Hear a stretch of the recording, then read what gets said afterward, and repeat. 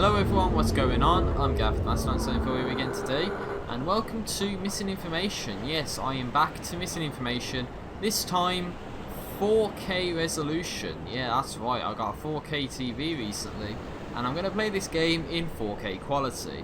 Now, obviously, this is a different version of Missing Information. It's 1.6, but I got it from the Half-Life Project Beta website. So it has access to all sorts of prototype maps, but we're just gonna stick to the Hyperborea chapter. And if you saw there was actually Vertigo, which I've already played at this point in time. But we're gonna go back to the Hyperborea, and the Hyperborea is the Borealis, as you can see here. So we're supposed to arrive on the Borealis via tugboat here, and board the Borealis. Now that's a prototype gunship, I'm sure, or a dropship of some description. Obviously that wouldn't be in the Missing Information mods, they would just use the current dropship. But I think part of what's happened with this iteration is they've used more of the beta materials. There you are. Adele, how you doing? Wondered where you got to. Here we get the flare gun. Go down.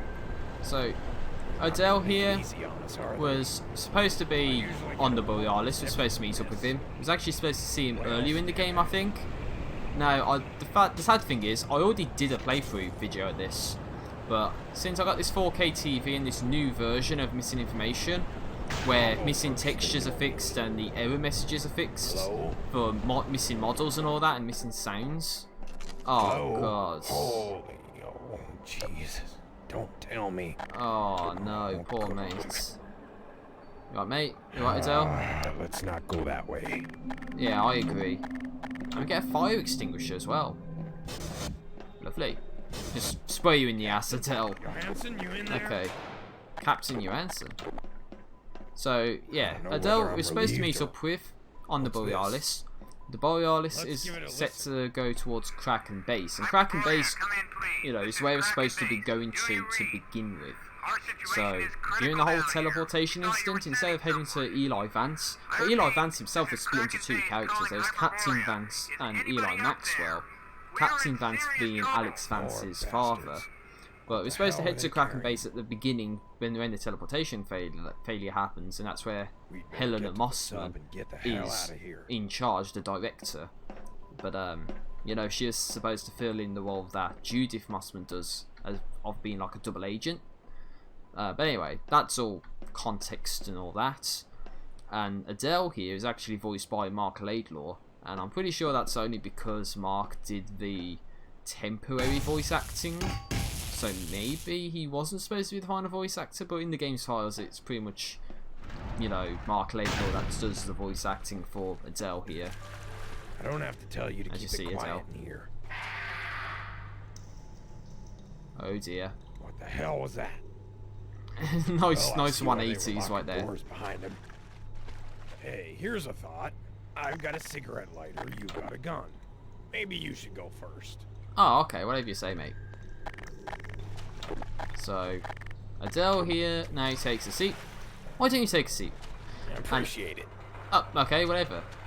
He appreciates taking the seat. So, now we got to go forward. We can pick up the fire extinguisher. Now, I'm pretty sure in this room, this would just be a big error message. But that's been fixed in this iteration of Missing Information.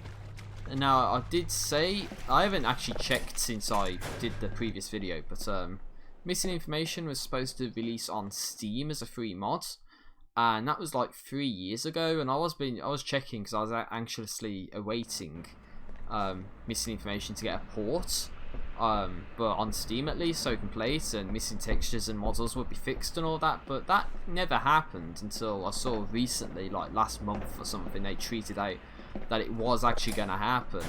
So, you know, I will be checking that out when it comes out. Don't know if it'll be in another playthrough part like this, but I have already played Missing Information to some extent, at least, way back in 2015. So if you care about watching me play the Hyperborea chapter way back in 2015, then you can always watch that.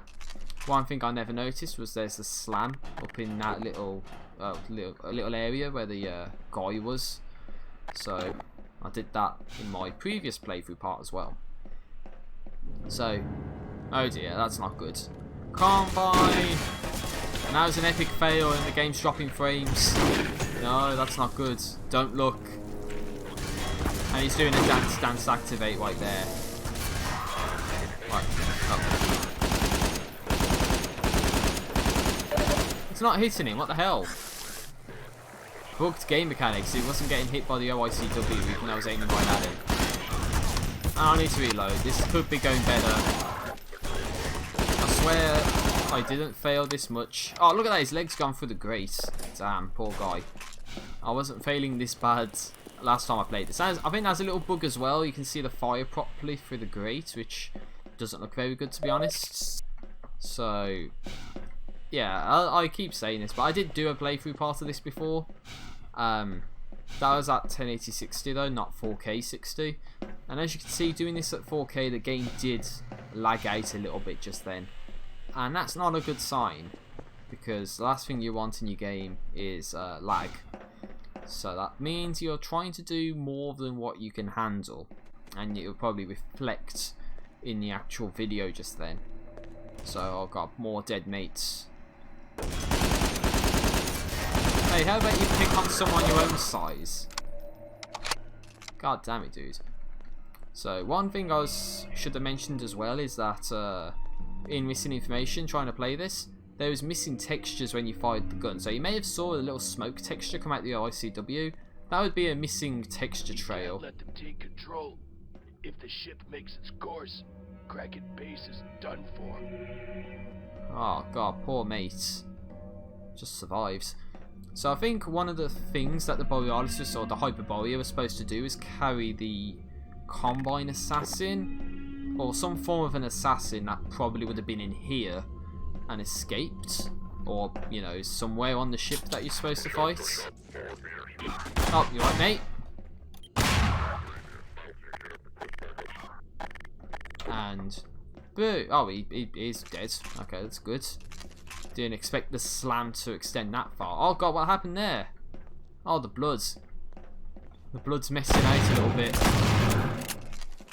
Damn, the blood's a little messed up right there. It's not nice. So yeah, we're supposed to fight assassins and board a submarine essentially to escape the Borealis at this stage. So I think that's what Adele's doing, is sorting the submarine out, while we go out and fight the Combine. Poor mate. Don't worry, mate, I'll avenge you, don't worry. So, do this. And I'm slipping and sliding around as well. That kind of doesn't help matters out.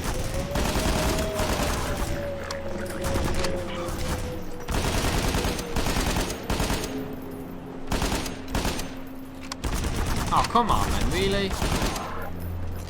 I swear I didn't suck this much the last time I played this. A nice little feature as well is these pyrotechnic clockers. In like the Half-Life 2 beta, they would just be in models, it was like brushes.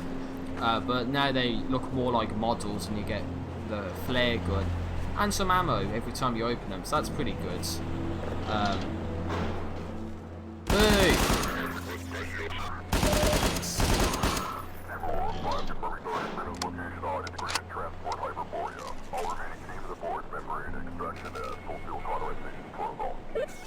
Interesting. Maybe that's the Combine they're speaking to, I don't know.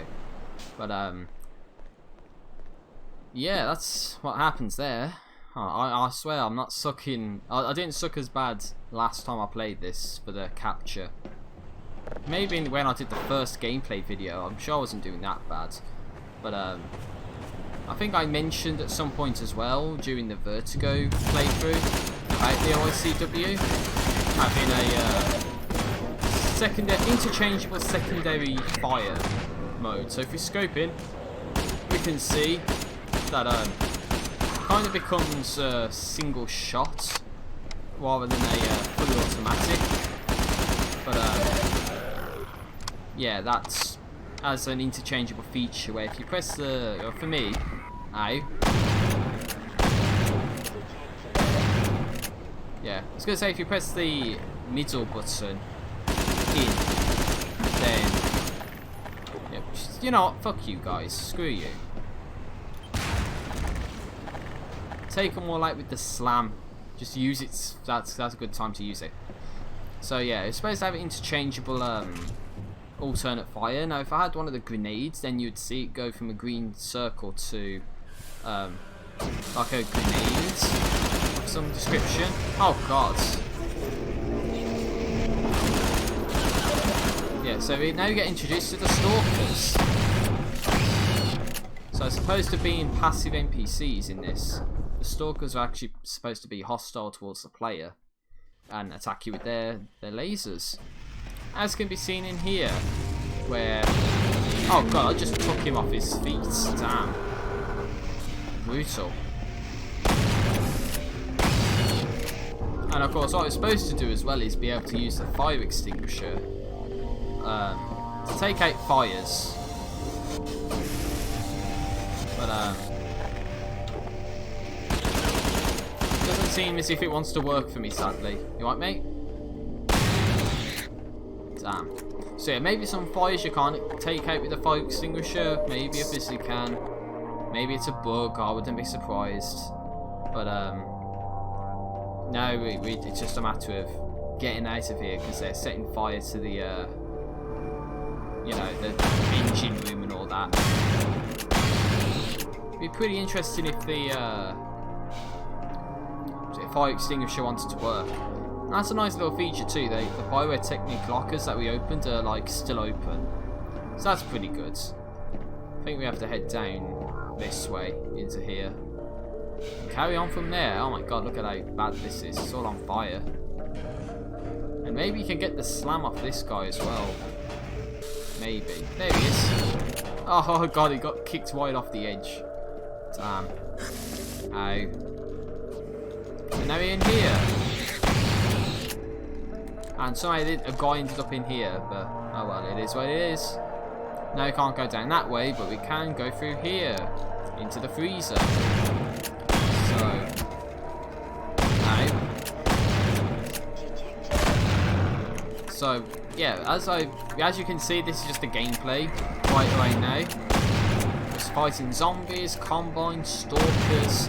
Maybe we're supposed to fight an assassin as well, but again, that's something I'm not 100% sure on. Oh god. And all the while, the stalkers set fire to the engine room, and it's our job to get the hell out of there, which is what we've just done right around here. And as you can see, Come on, it's Gordon. Adele. I'd appreciate it if you'd stay close. Cool. So we got Adele here. That's cool. That's nice. So Adele here fixes or opens up these locked doors, and we're supposed to proceed through and help him out. So this is the whole point of the Hyperborea. Of course, this was retconned from Half-Life 2, and what we have is this existing in Half-Life 2 Episode 2 as a kind of as a story area, but then we don't really go there because that was supposed to be for Half-Life 2 Episode 3 or Half-Life 3, and as far as we know, that never happens, and it probably will never happen. Hence why you have, you know, projects like Project Borealis, for instance, that I did a performance test playthrough video for. That it's supposed to be like a fan-made recreation of that. And as you can see, we've done it. We got to the sub. We're supposed to board the sub and head to Kraken base. So as you can see, this is the global pack version. This comes with extra maps, as I said, with prototype maps and all that, and fixes some of the missing textures and missing models that are present in the most recent release, which is 1.6 of missing information that you can get online today. And kudos to everyone who is working on this, because this is really good. But yeah, I've done it before, and now I'm doing it again because fuck it reasons. So that's kind of what's happening today, and I thought I wanted to do another playthrough video just to test the 4K capabilities of my gaming PC in conjunction with this new 4K TV, and see how it goes, see how good the HD really looks on YouTube at least. So in terms of Borealis plot points and all that, I'm pretty sure I covered everything that I was supposed to. It was, you may have started there at some point in the game and meted Dell, but then you're supposed to go back later on and you know, do what I just did there, where you fight enemies. Maybe there's supposed to be an assassin you fight at some point. I'm not 100% sure. That was that, you know, really badly damaged room. But yeah, there was other things as well. It was obviously recycled into Half-Life 2 Episode 2, Half-Life 2 Episode 3, but Half-Life 2 Episode 3 hasn't happened, so it's unsure if that's really going to come to fruition anytime. But that was what the Borealis' purpose was to basically get you into the ocean to the point where you'd get to Kraken Base. And unfortunately Kraken Base was scrapped kind of early on, so there really isn't anything that's playable in terms of Kraken Base. Same thing for a place called the Weather Control. After Air Exchange, which I haven't played yet but we'll get to, you were supposed to go to a place called the Weather Control, but that was just like a power... There's the only evidence that Weather Control existed. It's just like a paragraph of text to explain what happens, and that's it. So, with all this sort of Half-Life 2 beta stuff that I'm going to be covering, some liberties would have had to have been taken. So that's the thing. It's like, as much as many people, myself included, want to have some form of a fully fledged version of the Half-Life 2 beta, some liberties would have to be taken. And Valve aren't going to be the people to, you know, really make that. You know, it's going to be the community. Now, I think that's it. We're supposed to get disconnected to the menu, but I think that's it. So that's the Hyperborea right there, and we can play some of the other stuff, like Vertigo, for instance, which I've already played. And there's some other stuff as well, some interesting maps. It's actually locked all the later chapters for no reason. But I'm going to end the video here. I've wasted enough of you guys' time, and I've wasted my time doing this 2 times, so... it is what it is, but I think I've done it faster this time around, so that's good. But have a great day, and see you later for the next video I decide to do. Thank you for watching.